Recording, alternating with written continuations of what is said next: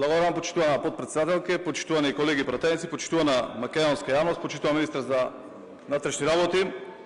Почитувани колеги, денеска пред нас е второто читање од Предлог закон за изменување и дополнување на Законот за полиција и Законот за внатрешни работи, предложен од министерот за внатрешни работи Панче Тошковски. Закон, почитувани колеги, со кој власта прави брутален обид да ја озакони партизацијата и на полицијата и создавање на партиска милиција. Јас и денеска, почитувани колеги, аргументирано ќе елаборирам зошто овој скандалозен предлог закон не смее да се изгласа и зошто е штетен за еден сектор кој треба да биде столб на безбедноста, професионалноста, ефикасноста, надпартиски целосно да биде во служба на граѓаните. Полицијата не смее да биде по ничија политичка команда, а токму тоа се прави со овој закон. Ова е еден опасен антиевропски закон, еден корумпиран обид за формирање на партиска милиција под команда на Тошковски, параполицијски апарат за заштита на криминал и партиски интереси на ВМРО-ДПМН. Вака предложениот закон само дополнително ќе ја влоши и така влошената безбедносна ситуација во државата, за која што сме сведоци дека е сериозно загрозена со доаѓањето на Тошковски на чело на Министерството за внатрешни работи. Колеги пратеници, со овој закон министерот Тошковски свесно и со умисла го руши и креира кариериот систем во полицијата, со што се спречува напредувањето на професионалните луѓе со искуство и со знаење.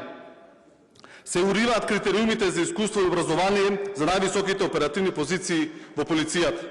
Со член 4 се бришат критериумите за минимум 6 години работно искуство и 4 години раководна позиција за началник на сектор за внатрешни работи. Тоа значи дека лица без никакво искуство, никој кој вчера положил приправнички може да биде ставен на оваа позиција, односно ако е партиски подобен и послушен. Повторувам, без никакви критериуми може да биде избран началник на сектор за внатрешни работи. Со ваквите измени МВР не се јакне, туку се претвора во сервис на партијата на власт. Она што особено загрижува во еден период на бурни геополитички случувања и безбедносни ризици. Вие со член 6, господине Тошковски, од овој закон сакате да ги укинете и регионалните гранични центри. Не знам дали сте при здрава свест дека на овој начин правите директен упад и удар врз граничната контрола, или свесно отварате простор за сомнителни шемби и вклучително имигранти. Понатаму, со член 12, вие, министре Тошковски, барате бришење на полициски податоци по 60 години. Зошто? Кој има интерес од овој член? Кој треба да биде заштитен? Сакате да ги амнестирате оние кои вие ќе решите дека не треба да одговараат? Ова не е ништо друго освен скандалозен начин за бришење траги и за злоупотреба на вашите луѓе.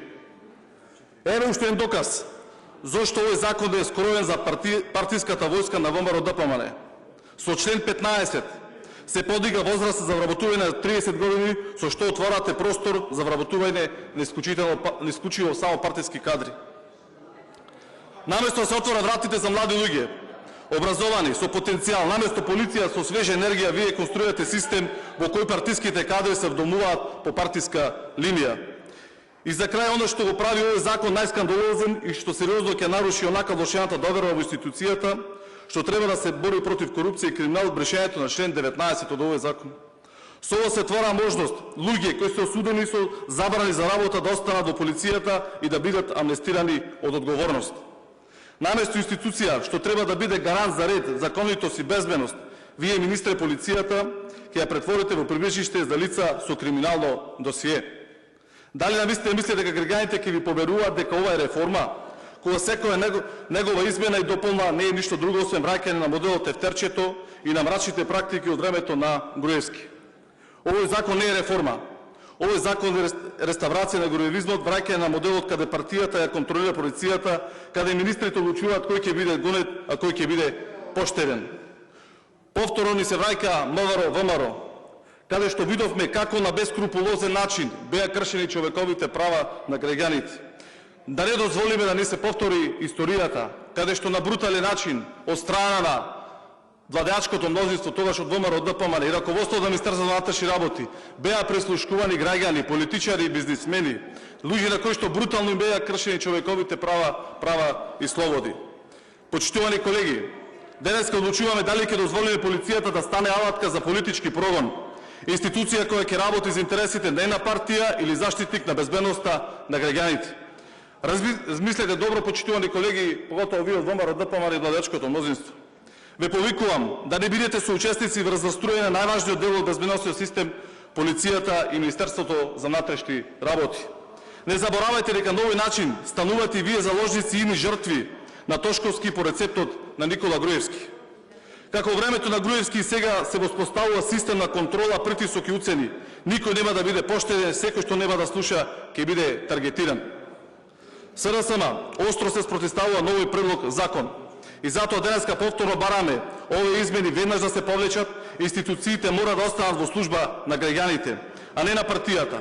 Полицијата мора да остане професионална со јасни критериуми, со знаење и искуство, а не со партиска книжка и по директива на партијата на власт.